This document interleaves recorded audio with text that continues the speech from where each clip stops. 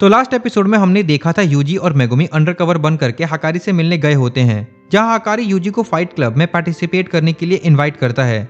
अंदर यूजी का फाइट पांडा से होता है और यूजी अपने फाइट से हकारी को इम्प्रेस कर लेता है, जिसके बाद हकारी उसे अपने रूम में बुलाता है ताकि वो यूजी के साथ मिल करके फ्यूचर में बढ़िया बढ़िया स्क्रिप्टेड फाइट करवा सके। इधर मेगुमी पांडा से मिल करके उसे सारा प्लान बता देता है और दोनों मिल करके मॉनिटर रूम में जाने का डिसाइड करते हैं। इधर यूजी मॉनिटर रूम में हकारी से बात कर रहा होता है। इसी बीच हकारी को एक कॉल आता है, जिसके बाद वो समझ जाता है कि यूजी एक अंडरकवर जुजुत्सु सॉर्सरर है। उसे लगता है कि यूजी को जुजुत्सु हाई वालों ने ही भेजा है। यूजी उसे समझाने की कोशिश करता है, लेकिन वो उसकी एक नहीं सुनता और यूजी पे कंटिन्यूअसली अटैक करने लगता है। अब इसके बाद हम मेगुमी को देखते हैं, जो पार्किंग एरिया में होता है। वहां वो एक एक करके साइलेंटली हकारी के गार्ड्स को नॉकआउट कर रहा होता है। उधर पांडा ऊपर वाले फ्लोर को क्लियर करता हुआ इमरजेंसी स्टेयरकेस से रूफ की तरफ बढ़ने लगता है। अब थोड़ी देर बाद जैसे ही दोनों रूफ पर पहुंच जाते हैं, वहां किरारा भी मौजूद होता है। वो उन दोनों को देख लेता है। हाँ, देख लेता है। वंस अगेन, ये लड़की नहीं बल्कि लड़का है। मतलब सलवार में तलवार वाला सीन है इधर। खैर, थोड़ा कंफ्यूज होकर के पूछता है, पांडा तुम यहाँ क्या कर रहे हो? तभी जैसे ही उसकी नजर मेगुमी पर पड़ती है, उसे याद आता है, एक मिनट, ये तो वही बंदा है जो यूजी के साथ आया था। कहीं ये दोनों जुजुत्सु हाई के सॉर्सरर्स तो नहीं? और वो सोचता है, मुझे ये बात जल्दी से हकारी को बतानी होगी। किरारा अपना फोन निकालता है और कॉल लगाने लगता है, लेकिन तभी मेगुमी अपने डिवाइन डॉग को समन करके किरारा की तरफ भेज देता है। पर जैसे ही डिवाइन डॉग किरारा को टच करता है, वो तेजी से उसी डायरेक्शन में वापस चला जाता है जहां से आया था और जा करके मेगुमी से टकरा जाता है। ये देख करके पांडा और मेगुमी दोनों शॉक हो जाते हैं। उन्हें समझ ही नहीं आता कि अभी अभी हुआ क्या है। इसी मोमेंट का फायदा उठा करके किरारा मॉनिटर रूम की तरफ भागने लगता है।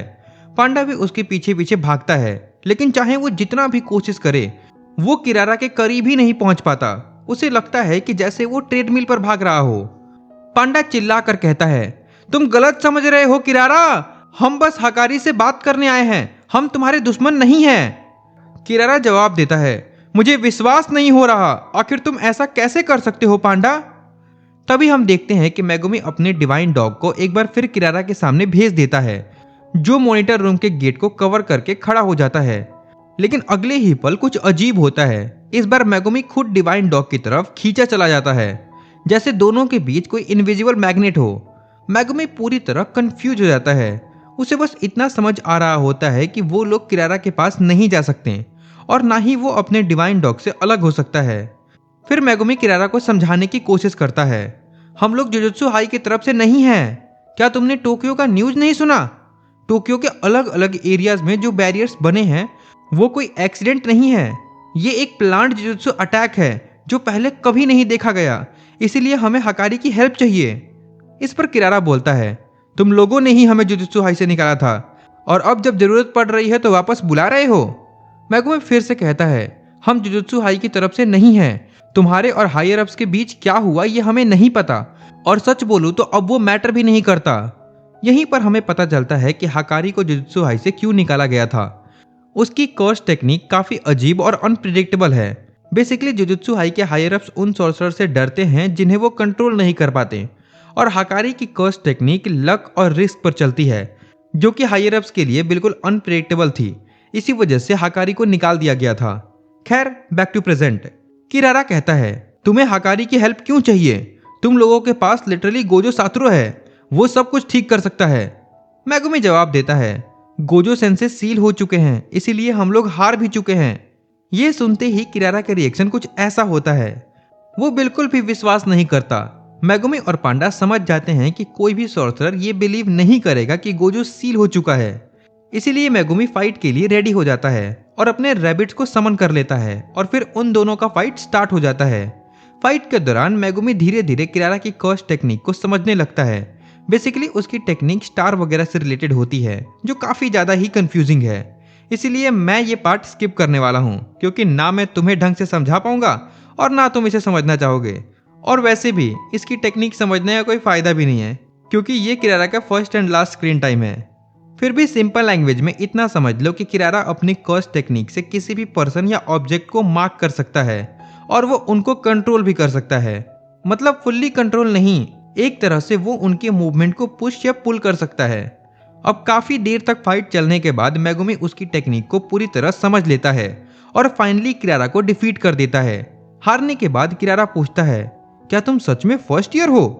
तब मेगुमी उसके सामने आता है, अपने सर झुका लेता है और कहता है, प्लीज हमारे पास टाइम नहीं है, इसलिए हमें हकारी से बात करवा दो।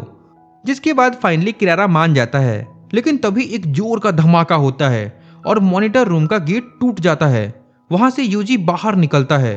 मेगुमी ये देख करके शॉक हो जाता है, लेकिन इससे पहले कि वो कुछ करता, यूजी बोलता है, तुम दोनों दूर रहो इस फाइट से। इतना कहकर के वो खड़ा हो जाता है। तभी मॉनिटर रूम से हकारी बाहर निकलता है, यूजी के पास आता है और कहता है, क्या तुम मुझे अंडर एस्टिमेट कर रहे हो? और इतना बोल करके यूजी को एक जोर का पंच मारता है, लेकिन यूजी पंच डॉच नहीं करता, वो सीधा अपने फेस पर हिट लेता है। फिर खुद को संभाल करके दोबारा खड़ा हो जाता है। ये देख करके हकारी चिढ़ जाता है, क्योंकि वो यूजी को कितना भी मार रहा था।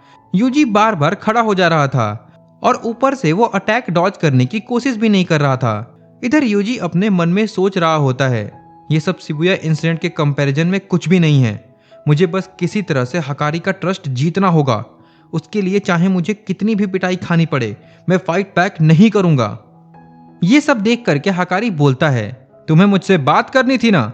ठीक है फिर, जब तक तुम खड़े रह सकते हो तब तक मैं तुम्हारी बात सुनूंगा। तभी पीछे से किरारा बोलता है, ये लोग जुजुत्सु हाई से नहीं हैं, इन लोगों को सच में तुम्हारी हेल्प चाहिए, इसीलिए एक बार इनकी बात सुन लो। लेकिन हकारी गुस्से में जवाब देता है, मैंने बोला ना, मैं सुन रहा हूं। और इतना कह करके वो फिर से यूजी की धुलाई करने लगता है। वो यूजी को बुरी तरह पीटता है, लेकिन यूजी हर बार गिर करके भी वापस खड़ा हो जाता है। ये देख करके हकारी और ज्यादा चिढ़ जाता है और यूजी से पूछता है, आखिर तू है क्या? यूजी बोलता है, मैं एक कॉग हूं जिसका काम सिर्फ कर्सेस को एक्सरसाइज करना है। ये सुनकर के हकारी बोलता है, तुम तो मुझे काफी डिसअपॉइंट कर रहे हो।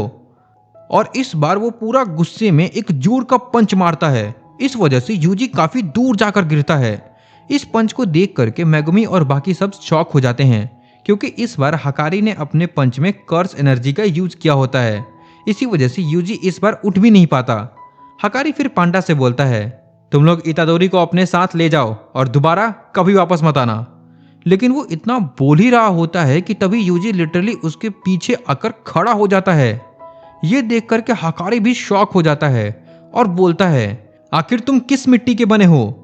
यूजी फिर से वही बात दोहराता है, मैं एक कॉग हूं और मेरा काम सिर्फ कर्सेस को एक्सरसाइज करना है, इसीलिए तुम मुझे जितना भी पीट लो, मैं हर बार खड़ा हो जाऊंगा जब तक तुम हमारे साथ चलने के लिए तैयार नहीं हो जाते।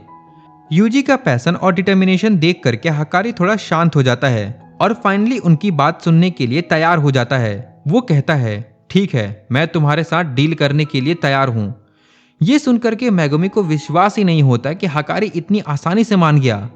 तब किरारा बोलता है, हकारी भले ही हायर अप्स को पसंद ना करता हो, लेकिन वो जुजुत्सु हाई में दूसरे सॉर्सरर्स की मदद करने में कभी पीछे नहीं हटता था। ये लोग अभी बात कर ही रहे होते हैं कि तभी वहां एक छोटा सा कर्स स्पिरिट आ जाता है।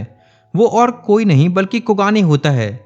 जैसे कि मास्टर तेंगेन ने पहले ही बताया था कि ये कलिंग गेम का एक गेम मैनेजर होने वाला है। कोगाने यहाँ कलिंग गेम के एक नए रूल का अनाउंसमेंट करने आता है, जो अभी अभी ऐड किया गया होता है, रूल नंबर 9। इस रूल के अकॉर्डिंग प्लेयर एक दूसरे के पॉइंट देख सकेंगे, उनका करंट लोकेशन जान सकेंगे और ये भी पता होगा कि किस प्लेयर ने अब तक कितने रूल्स ऐड किए हैं। जैसा कि हमें पहले से पता है कि एक नए रूल ऐड करने के लिए 100 पॉइंट्स चाहिए होते हैं। अब तुम सोच रहे होगे कि गेम अभी अभी ढंग से शुरू भी नहीं हुआ और नए रूल भी आ गए। इसके बाद हमें वो प्लेयर दिखाया जाता है जिसने ये नया रूल ऐड किया होता है। उसका नाम हाजिमे कासिमो होता है। असल में वो सुकुना से फाइट करना चाहता था, लेकिन उसे सुकुना के बारे में कोई इन्फॉर्मेशन नहीं होती, इसीलिए वो ये रूल ऐड करवाता है। हमें ये भी पता चलता है कि उसने अब तक 200 पॉइंट अर्न कर लिए हैं, मतलब वो लगभग 40 सॉर्सरर्स को ऑलरेडी मार चुका है। और इसी के साथ ये एपिसोड यहीं पे खत्म हो जाता है। अब इसके बाद से नेक्स्ट एपिसोड में काफी मजा आने वाला है, क्योंकि अब तक से कलिंग गेम प्रिपरेशन आर्क चल रहा था, तो मे बी आपको बोरिंग लग सकता है, बट नेक्स्ट एपिसोड से फाइनली कलिंग गेम स्टार्ट हो जाएगा। तो अगर मिस नहीं करना चाहते हो तो हमारे चैनल को जरूर से सब्सक्राइब कर लेना। एंड अगर आपको ये एपिसोड अच्छा लगा हो तो इस वीडियो पे दबा के लाइक एंड कमेंट कर दो। और हाँ, मैंने एनिमे कथा का इंस्टाग्राम पेज भी बनाया है, तो उधर भी जाके जल्दी से फॉलो करके 1 की फॉलोअर्स करवा दो। बाकी अगर आपको कुछ मुझसे बात करना हुआ या कुछ पूछना हुआ तो उधर डीएम भी कर सकते हो। खैर, आज के लिए इतना ही। मिलते हैं आपसे नेक्स्ट वीडियो में। बाय।